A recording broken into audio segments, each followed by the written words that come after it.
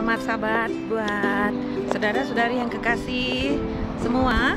Saya sekarang berkesempatan ada di Fellowship Mile High, Colorado.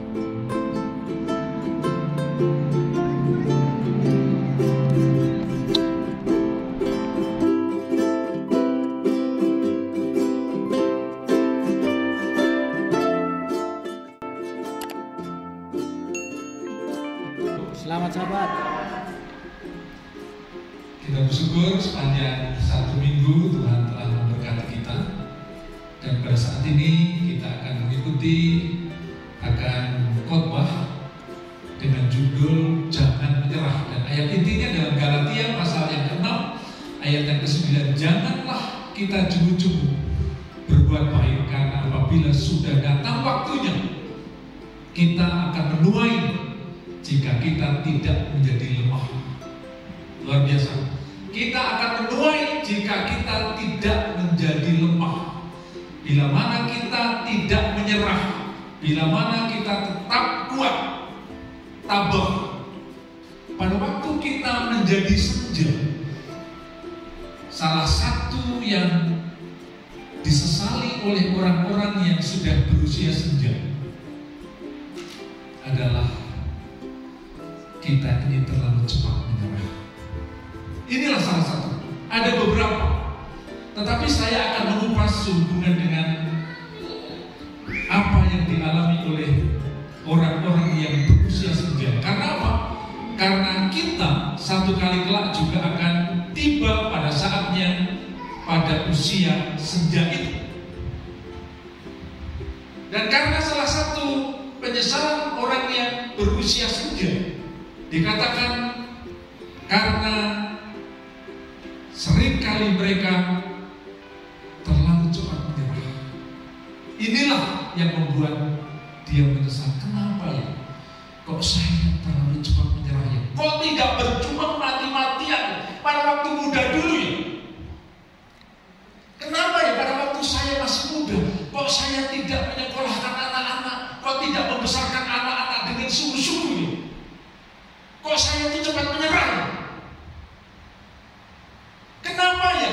Kok saya tidak mempertahankan keluarga saya dengan betul-betul sampai mati-matian ya? Dan akhirnya berujung kepada penyesalan. Tapi kalau kita usia senja nanti, penyelidikan menyebutkan salah satu yang menyebabkan kita ini menjadi menyesali kehidupan ini karena kita tidak berjuang mati-matian. Oleh sebab itulah Galatia tadi, kalau kita tidak menjadi lemah, kalau kita tetap kuat, kita akan dapat menjadi berkat. Salah satu yang menyebabkan kita itu menyesali disebabkan karena kita itu seringkali kecewa. Anak ini kok keras kepala ya? Akhirnya kita tidak berjuang mati-matian untuk anak kita. Seringkali kita mengalami kekecewaan sebab pernikahan tidaklah seperti yang dibayangkan. Kepada orang-orang muda, mungkin kita mengharapkan suami yang mengayomi, tapi setelah menikah, dia tidak mengayomi. Wanita menikah ingin suami mengayomi, tapi ternyata setelah menikah tidak mengayomi. Mungkin pria mendapatkan istri yang memberi dukungan penuh, ternyata kok dukungannya seperti setengah-setengah. Dan melihat seperti itu kecewa, dan akhirnya tidak mempertahankan apa yang dia punya. Gampang sekali kita itu memulai Bapak. Saya pernah di Jawa Tengah itu membuka di Purwokerto pada waktu itu kita buka, yaitu pusat pengaruh. Kita buka. Ada yang membuka klinik, tapi bukan klinik untuk pengobatan, tapi ada perawatnya juga. Tapi setelah berdiri, gampang sekali orang yang meneruskan itu menutup. Menutup itu tidak usah sekolah, bisa Bapak Ibu. Tapi mendirikan itu sulit. Tapi mendirikan itu dibandingkan dengan mempertahankan lebih sulit mempertahankan. Jadi karena kita itu merasa yang kita nikah ini tidak mengayomi saya, yang menikah ini tidak seperti tidak memberi dukungan, gampang sekali kita itu melepaskan. Jadi kekecewaan menyebabkan kita itu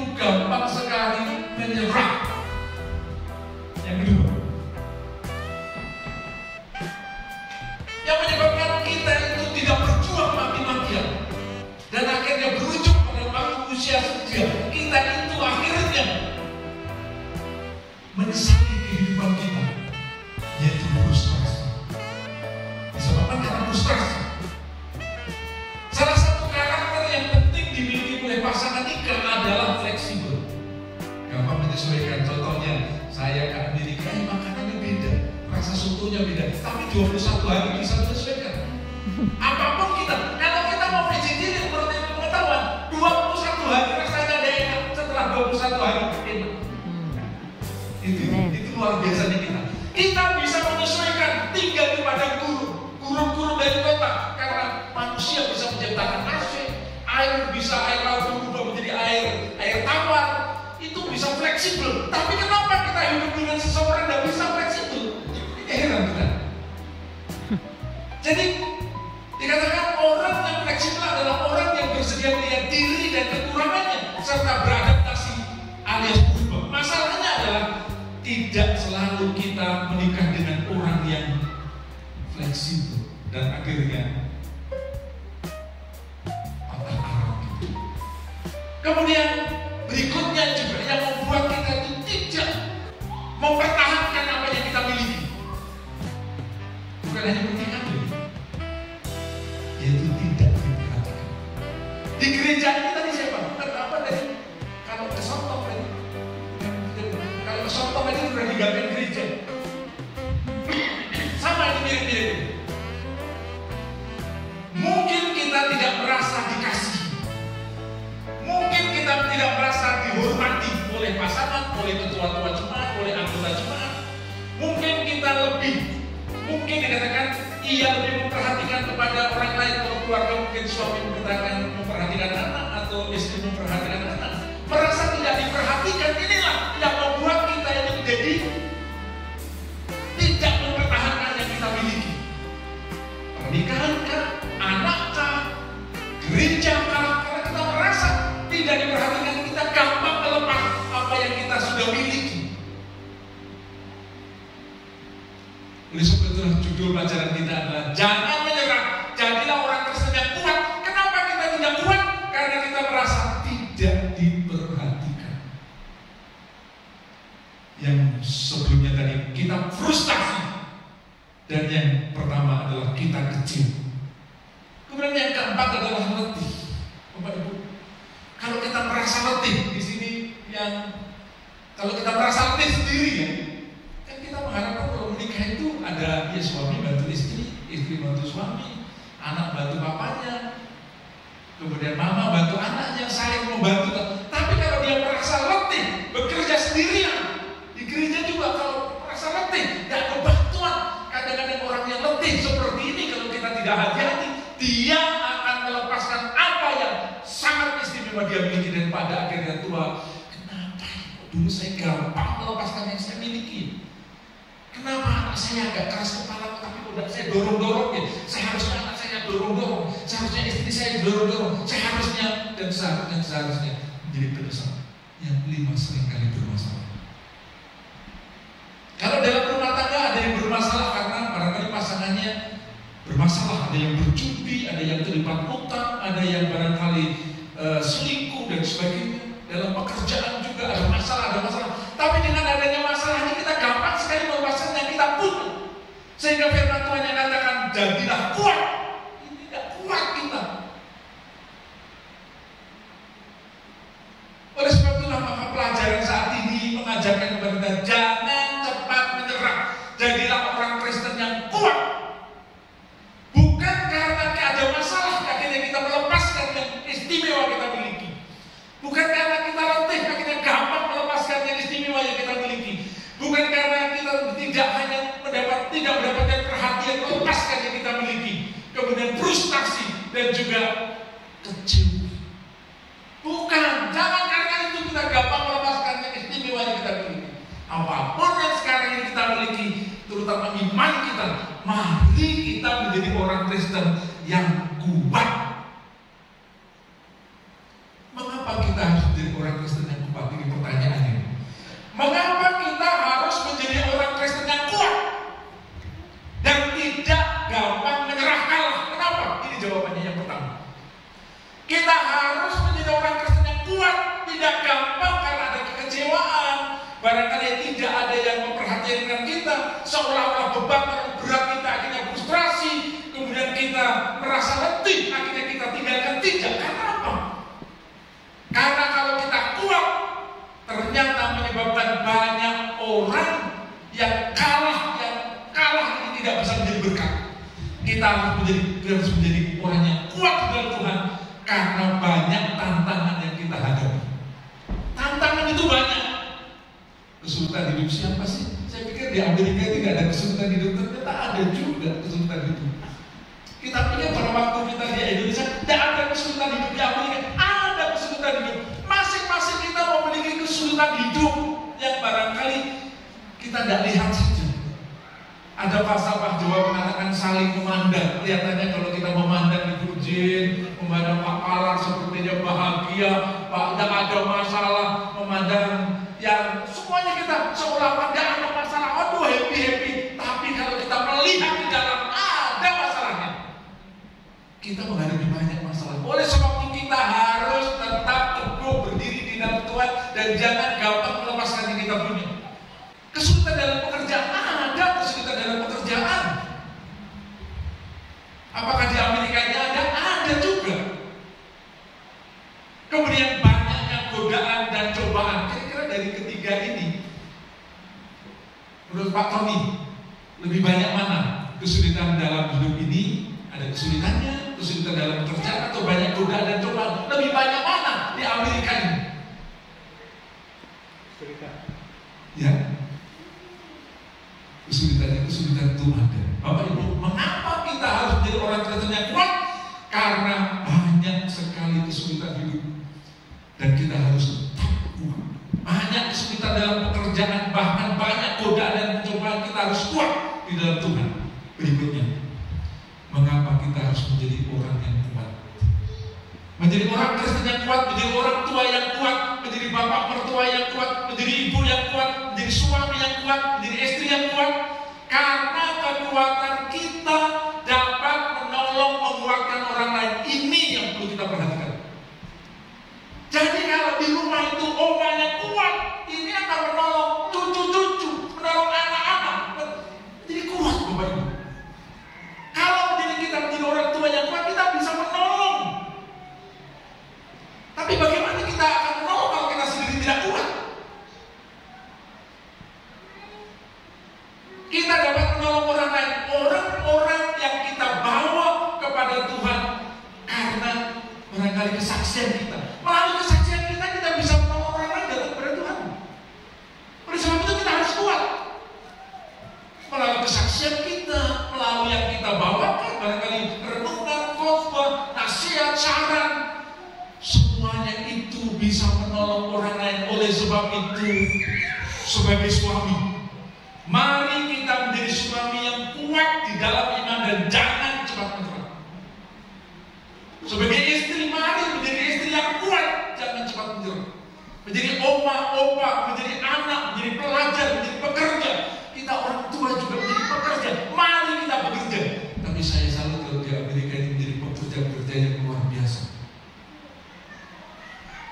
Sangat luar biasa. Kemudian kenapa kita harus menjadi orang yang kuat, tidak gampang menyerah? Karena kita bisa menjadi berkat menolong orang lain, orang yang kita bantu. Kita bisa membantu orang melalui apa? Doa. Jadi melalui doa kita bisa menolong orang lain. Mungkin kita tidak bisa menyumbang uang, kita tidak membantu, tapi melalui doa kita bisa menolong orang lain. Melalui dana kita bisa menolong orang lain. Melalui nasihat kita. Sebab itu kita harus menjadi umat Tuhan yang kuat. Kita bersyukur pekerjaan Tuhan di Indonesia banyak yang membantu. Dan salah satu atau banyak orang-orang yang membantu itu datang dari Amerika. Kenapa? Karena kita kuat. Secara ekonomi, kuat juga secara rohani, karena dengan tuntunan Tuhan, dengan rohani yang kuat kita dituntun untuk membantu sesama kita. Oleh sebab itu sekali lagi kita harus menjadi orang tua yang kuat, kita harus menjadi istri yang kuat, kita harus menjadi suami yang kuat, sehingga kita bisa menolong, menjadi berkat melalui doa kita. Bagi kita yang memiliki anak remaja, Ada yang barangkali anaknya akan sedikit kurang sesuai harapan. Apa bisa ini kita bisa membantu melalui Tuhan? Ada seorang bercerita Bapak Ibu, anaknya agak nakal. Suami istri ini malam-malam datang ke kamar anaknya sementara anaknya tidur. Kemudian dipegang kepalanya, dia berdoa, Tuhan berkati anak kami ini Tuhan. Anak yang Kau telah percayakan ini Tuhan, saya mengasihi dia Tuhan. Berkati dalam pergumulannya Tuhan. Dan anak yang pertama dikatakan, apa ini Tuhan? Tapi berkali-kali dia datang, hatinya tersentuh oleh orang tua seperti ini. Anak ini diubahkan oleh sebab apa? Doa yang diucapkan oleh orang tuanya, melalui kata-kata doa itu dia tahu bagaimana orang tuanya sangat mengasihi dia. Luar biasa. Anak ini diubahkan. Kita harus kuat dengan doa kita, barangkali dana nasihat kita juga bisa menjadi berkat. Kita lihat berikutnya, ada 5. Sekarang yang ketiga.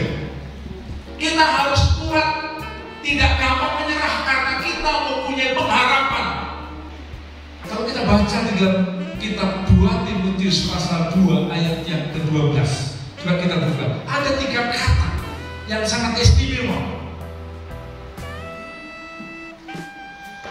Mari kita buka ayat kita dalam 2 Timotius pasal yang kedua, ayat yang ke-12.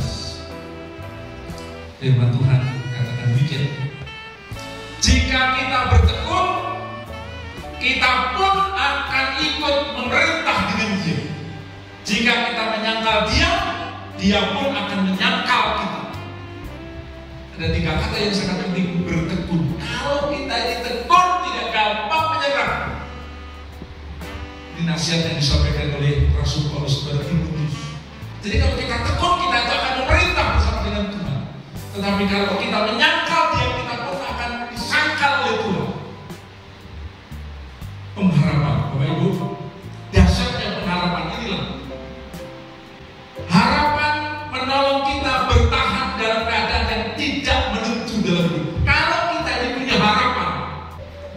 Tapi kenapa orang tua berani berkorban demikian? Karena dia memiliki harapan.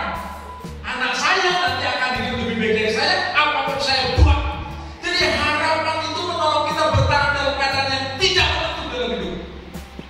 Itu orang tua lakukan ya Pak.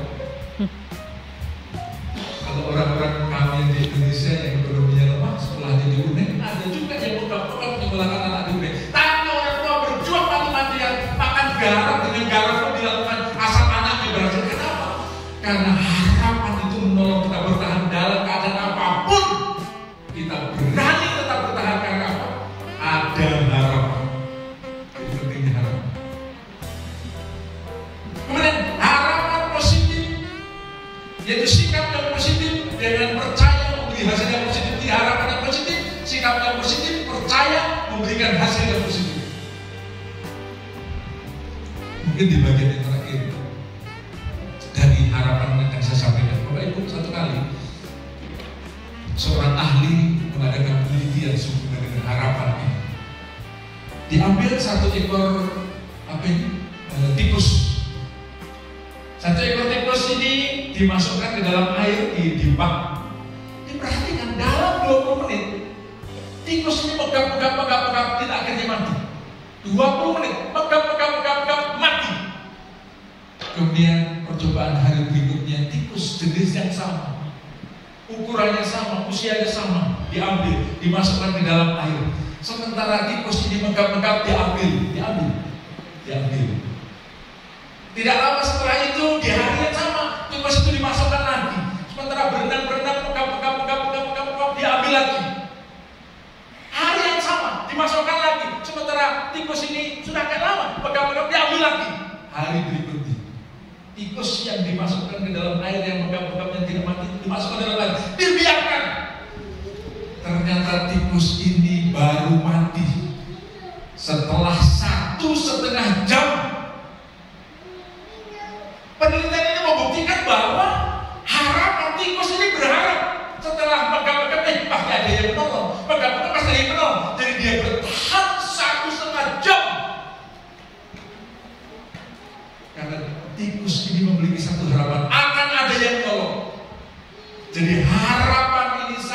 biasa dampaknya dalam kehidupan ini. Harapan menyebabkan jantung yang sehat dan nilai yang bagus bagi anak-anak yang sekolah. Disebutkan juga penelitian 2002, Dr. Toshihiko Maruta dari Klinik Mayo disebutkan orang yang optimis, yang memiliki harapan, lebih lama hidup, lebih lama dan memiliki kualitas hidup yang lebih tinggi daripada orang yang pesimis.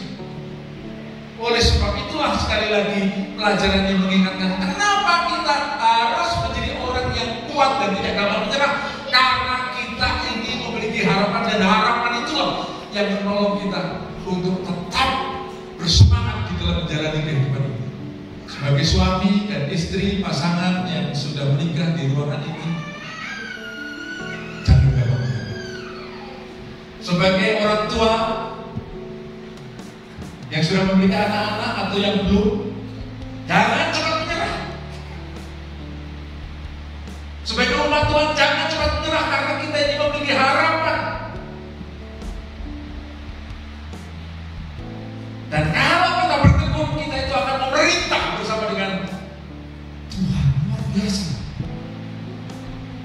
Kemudian yang keempat, kenapa kita ini diminta untuk menjadi orang Kristen yang kuat?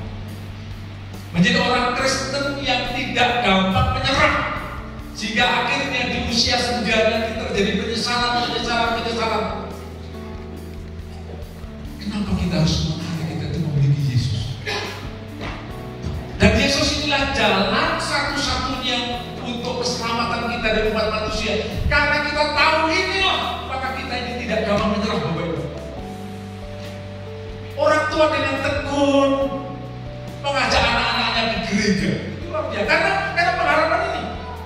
Kenapa orang tua dengan tekun mengajak anak-anaknya ke gereja walaupun anaknya rewel, walaupun anak sudah harus ke gereja, dan akhirnya sampai besar akhirnya sendiri. Karena kita memiliki pengharapan ini.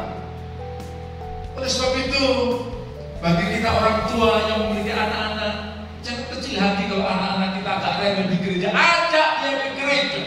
Karena jalan satu-satunya keselamatan kita itu hanya pada Yesus Kristus. Tuntun anak-anak kita ini. Ajak dia berbakti. Kita harus menjadi orang tua atau orang Kristen yang kuat.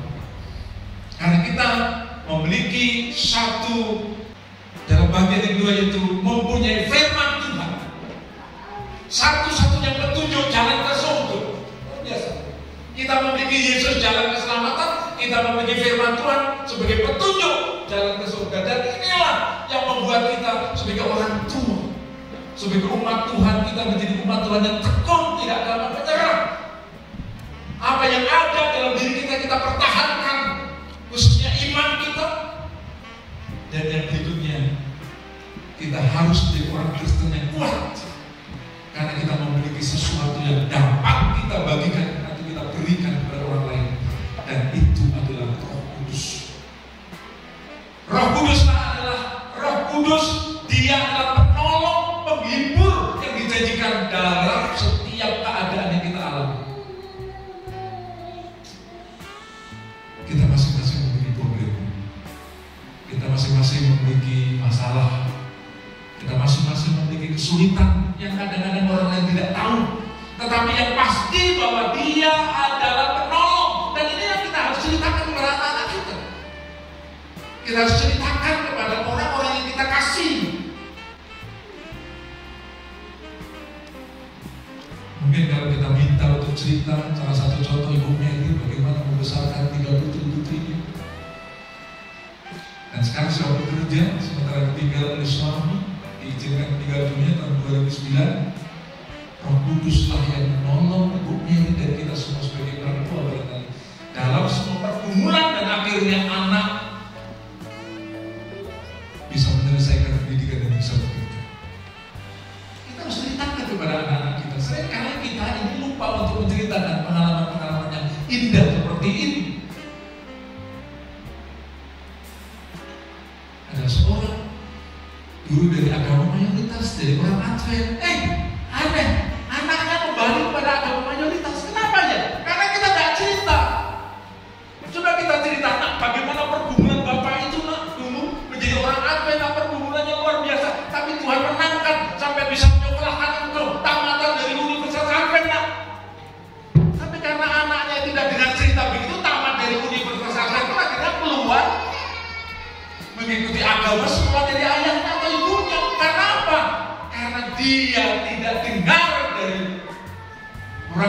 bahwa ada Roh Kudus yang menolong, yang menyambungkan dalam sebuah kesulitan,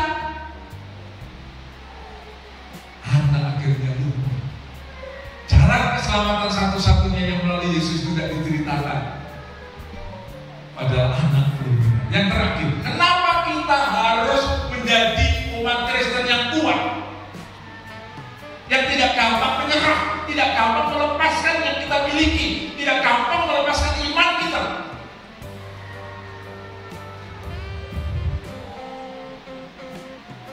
Karena kalau kita kuat, Bapak-Ibu, kita itu menyenangkan hati Tuhan. Saya akan membaca dari kitab Korintus. Kita harus kuat karena kekuatan kita seperti seorang laki-laki yang menyenangkan hati Tuhan. Kalau ada kitab mungkin bisa dibaca. Saya akan baca 1 Korintus pasal 16 ayat yang ke-13. Saya akan membaca pada saat ini. Firman Tuhan katakan demikian, ayat yang ke-13. Berjaga-jagalah, berdirilah dengan teguh dalam iman, bersikaplah sebagai laki-laki dan tetap kuat. Bersikaplah sebagai laki-laki. Ini kan kata seperti. Jadi memang kebanyakan laki-laki kuat secara fisik, walaupun dalam menghadapi tantangan hidup ternyata wanita itu lebih kuat. Bapak Ibu, kalau Bapak Ibu datang ke rumah sakit, kalau pria dioperasi hanya operasi hernia, operasi usus buntu, aduh mengeluh, aduh sakit. Ibu-ibu operasi melahirkan, Bapak Ibu langsung jalan. Luar biasa, ibu-ibu itu baru melahirkan jalan. Padahal merekam nyawa beberapa menit yang lalu, sekarang disuruh jalan-jalan dia. Tapi bapak-bapak, padahal kalau sudah operasi itu harus bergerak. Kalau bergerak itu saraf-saraf malah nyambung cepat. Aduh, jadi seperti sakit. Jadi ibu-ibu sebenarnya dari segi ini lebih kuat. Tapi ini hanya untuk menggambarkan laki-laki yang secara fisik itu kuat. Allah menginginkan kita itu menjadi orang yang kuat, tidak gampang menyerah, karena kekuatan kita yang luar biasa, yang atas pertolongan Tuhan ini menyenangkan hati Tuhan gitu. Jadi pulang dari gereja ini, suami menjadi suami yang kuat, istri menjadi istri yang kuat, orang tua menjadi orang tua yang kuat, opa-oma menjadi opa-oma yang kuat, anak-anak menjadi anak-anak yang kuat di dalam Tuhan, sehingga kita menjadi umat Tuhan yang menyenangkan hati Tuhan. Amin. Ada orang tua yang bisa menegur anaknya, ada loh opa yang bisa menegur cucunya. Kita itu punya otoritas loh, Bapak Ibu. Syarat menegur orang, syarat untuk menegur orang, Bapak Ibu, saya beritahu di gereja ini. Syarat menegur orang ada 3. Yang pertama, kita ini harus dekat dengan orang yang kita tegur. Jadi kalau ketua jemaat mau menegur anggota jemaat, ajak dulu makan. Tak ajak ke restoran, mari kita makan-makan. Setelah makan-makan, kita tegur. Senang dia karena dekat teman kita. Jadi kalau kita itu udah dekat, kemudian kita mau negur-negur, aduh balik. Oh, bapak itu tegur-tegur, bapak yang ngacau ya. Gitu. Tapi kalau kita itu orang tua yang dekat dengan anak, opa-oma dekat dengan cucu, didengar, bahkan kita jauh. Ibu Mary ini jauh dari Amerika, kalau telepon cucunya, nak, ini hari Sabat ke gereja ya, gereja. Walaupun orang tua di Amerika, anaknya di Indonesia mengingatkan, nak, ini hari Sabat, kamu ke gereja mana? Jangan ke gereja. Dengar, kalau dia tahu kita itu mengasihi, kita dekat. Jadi untuk menegur orang, kita ini harus dekat. Ingat, kalau ketua jemaat belum dekat dengan dia, jangan suruh yang lain yang dekat. Kalau enggak, ajak makan-makan dulu. Makanya kalau kita ke Tanah Batak, kalau mau mengajukan proposal atau apa, ajak makan dulu. Setelah makan-makan, proposalnya langsung diterima, karena merasa dekat. Yang kedua, kalau kita ingin menegur orang, kita ini harus menegur dengan kasih. Kalau kita itu mengasihi dia, Bapak Ibu, apa yang kita katakan didengar. Jadi inilah orang tua, Bapak Ibu. Kebahagiaan orang tua di usia senja adalah kalau kita punya omongan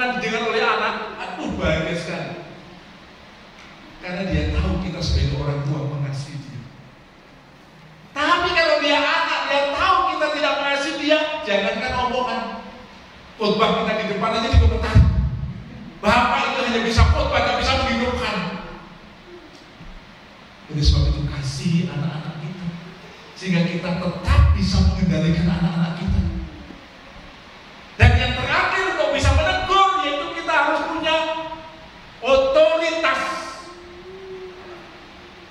Orang tua kan punya otoritas untuk menuntun anak-anak. Suami kan punya otoritas untuk menuntun, untuk menasihati diri. Istri punya otoritas memberikan saran pada suaminya. Opa punya otoritas memberikan, untuk ketua jemaat punya otoritas untuk barangkali menegur, barangkali pegawai jemaat yang lain. Tetapi kalau contoh di gereja ini Bapak Ibu, jangan semua orang, kalau di Indonesia kan gerejanya ada punya poster kan, posternya anggota gereja. Jangan semua orang berani menegur poster. Sakit hati poster itu akan murtad kalau semua orang menegur. Kalau menegur, minta ketua diakon, Pak ketua diakon tegur poster, dia akan hormat karena memang ketua daripada para poster ini ketua diakon, diakones, otoritasnya ada. Kita sebagai orang tua punya otoritas menegur anak-anak kita, menolong anak-anak kita, tapi sering otoritas ini kita tidak gunakan. Menegur anak, menegur cucu yang jauh, nak kamu ke gereja, tidak ada. SMS, nak ini hari Sabat, tidak ada. Jadi gunakan otoritas kita. Kita harus kuat karena kekuatan kita menyenangkan hati Tuhan, dan salah satunya yang menyenangkan hati Tuhan juga kalau kita ini bisa gunakan untuk menolong orang lain. Yang berikutnya itu, kita harus kuat karena kuat dan gagah adalah kerinduan Allah bagi umatnya. Saya akan baca dalam Yosua atau barangkali Efesus. Ada yang bisa membacakan tentang Efesus atau Yesus? Kita baca satu saja dari dua. Kita baca dalam Efesus pasal yang ke-6 ayat yang ke-10. Demikian firman Tuhan. Akhirnya hendaklah kamu kuat di dalam Tuhan, di dalam kekuatan kuasa. Hendaklah kamu kuat di dalam apa? Di dalam kekuatan kuasa. Bapak Ibu, kalau kita kuat di dalam Tuhan, kalau kita kuat tidak gampang menyerah, kalau kita itu tangguh tidak gampang menyerah, inilah kerinduan Tuhan setiap kita umat-umatnya. Jangan gampang merajuk. Jadi Bapak Ibu, biarlah kita menjadi umat Tuhan. Akhirnya hendaklah kamu kuat. Jangan gampang melepaskan iman kita, jangan gampang melepaskan hal yang istimewa yang kita miliki saat ini. Dan yang terakhir, kenapa kita harus kuat? Kita harus kuat karena Allah sendirilah kekuatan kita. Kita sendiri tidak sanggup kita menjadi kuat. Allah sendirilah kekuatan kita. Mazmur 28 ayat yang ke-7. Saya akan baca ayat ini karena pemazmur pun sesungguhnya adalah manusia biasa yang juga kadang-kadang lemah, tetapi dia merasakan bagaimana kebaikan Tuhan ini. Ayat yang ke-7 Mazmur pasal 28. Tetapi orang-orang di sini pun pening karena anggur dan pusing karena arak dan sebagainya. Saya akan baca dalam Mazmur 46 sekarang. 46 ayat yang kedua. Mazmur 46 sebagai ayat yang terakhir saya akan baca. Ini ayat yang ke Allah itu bagi kita tempat perlindungan dan kekuatan, bagi sebagai penolong dalam kesesakan sangat terbukti. Saya akan mengajak kita membaca ayat ini sama-sama. Ditayangkan kan? Supaya kita baca dan kita resapi ini ayat. Sama-sama. Allah itu bagi kita tempat perlindungan dan kekuatan, sebagai penolong dalam kesesakan sangat terbukti. Sama-sama masalah problemnya apapun menjadi tempat